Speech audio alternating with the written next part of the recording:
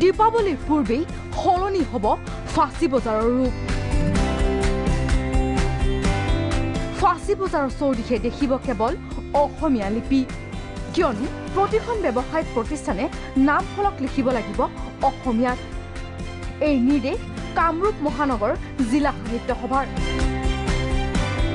Chamber of commerce Kamrup মহানগৰ জিলা প্ৰশাসনৰ লগত সাহিত্য সভাৰ হোৱা বৈঠকত গ্ৰহণ কৰা হৈছে এই সিদ্ধান্ত। প্ৰথমতে ফাঁচী বজাৰৰ সকলো ব্যৱসায় প্ৰতিষ্ঠানৰ নাম ফলকত অসমীয়া ভাষা প্ৰয়োগ হওক।